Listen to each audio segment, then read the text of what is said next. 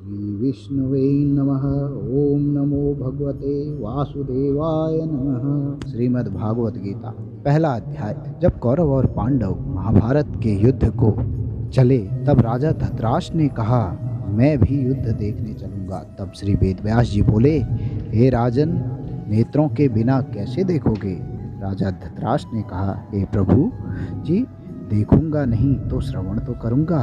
तब व्यास जी बोले, हे राजन, तेरा सारथी संजय जो कुछ महाभारत के युद्ध की लीला कुरुक्षेत्र में होगी सो तुझे यहाँ बैठे ही श्रवण कराएगा। वेदव्यास जी के मुख से यह वचन सुन संजय ने विनय करी, हे प्रभु, यहाँ हस्तिनापुर में कुरुक्षेत्र की लीला मैं कैसे जानूंगा तथा राजा से किस भांति कहूँगा? तब व्यास जी ने प्रसन्न होकर संजय से कहा, हे संजय, मेरी कृपा से तुझे यहाँ से ही दिखाई देगा। व्यास जी के इतना कहते ही संजय की दिव्य दृष्टि हो गई और बुद्धि भी उनकी दिव्य हो गई। अब आगे महाभारत का कौतुक कहते हैं, सुनो। 7 अक्षौहिणी सेना पांडवों की ओर और 11 अक्षौहिणी सेना कौरवों की, यह दोनों सेनाएं कुरुक्षेत्र में जब एकत्र हुई तब धृतराष्ट्र ने पूछा, हे संजय, धर्म के क्षेत्र में युद्ध की इच्छा से एकत्र हुए मेरे और पांडु के पुत्रों ने क्या किया? संजय ने कहा, पांडवों की सेना को व्यूहित देखकर दुर्योधन द्रोणाचार्य के समीप जाकर कहने लगे, हे आचार्य, देखिए, आपके शिष्य बुद्धिमान द्रुपद पुत्र ने पांडवों की बड़ी सेना को कैसी व्यूह रचना की है।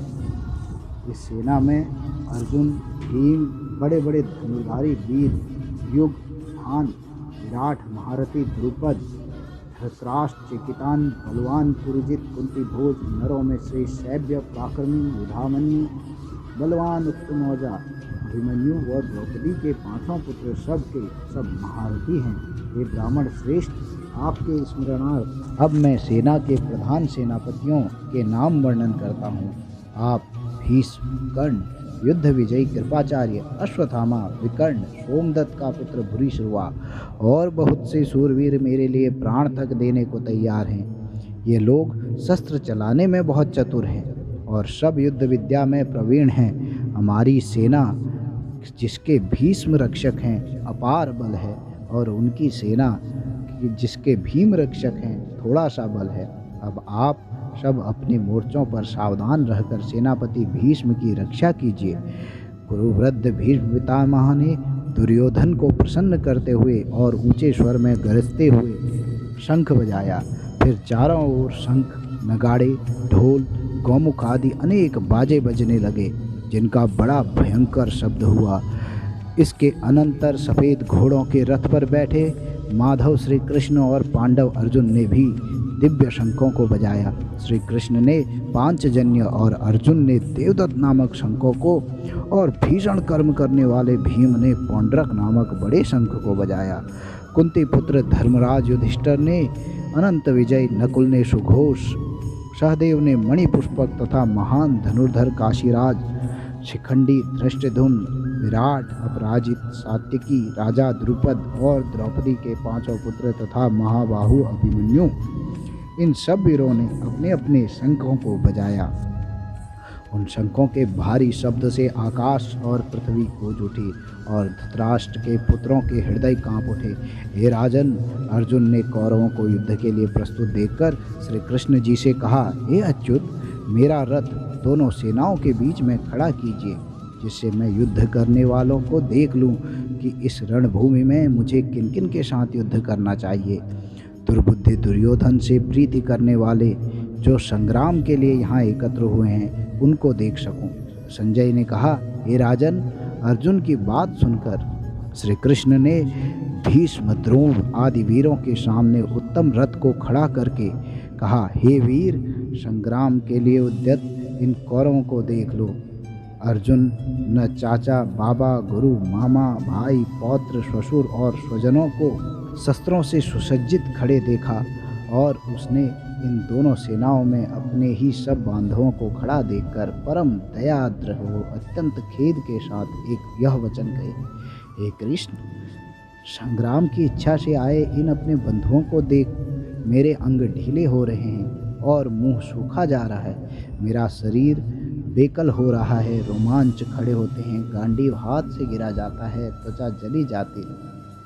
हे केशव, मुझ में खड़े रहने का सामर्थ्य नहीं है। मेरा मन चक्कर खा रहा है और सब लक्षण में उल्टे ही देख रहा हूँ।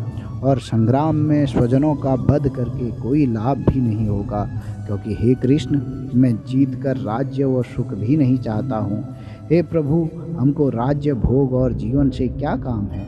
क्योंकि जिनके लिए राज्य भोग और सुख की इच्छा की जाती है, वे सब संग्राम में प्राण व धन की ममता छोड़ मरने को तैयार हैं।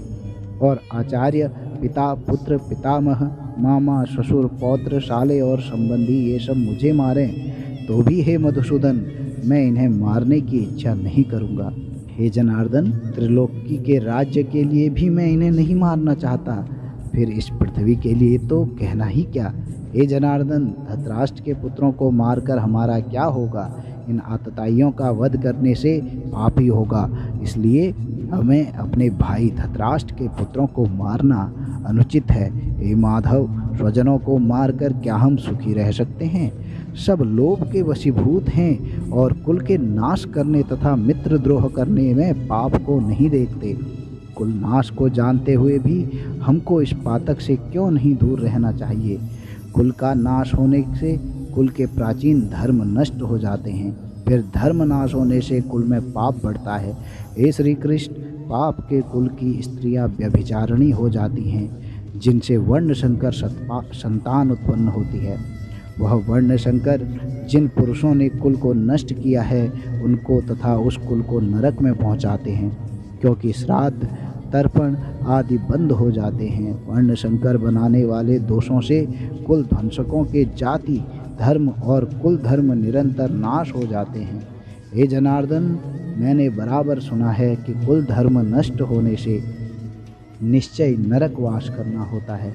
हाय, हम बड़े पातक करने को तैयार हैं, जो राज्य सुख के लाभ से अपने स्वजनों को ही मारने की कोशिश कर रहे हैं। मुझे शस्त्र रहित एवं उपायहीन को रणभूमि में बांध कर डाल दें तो मेरा बहुत कल्याण हो।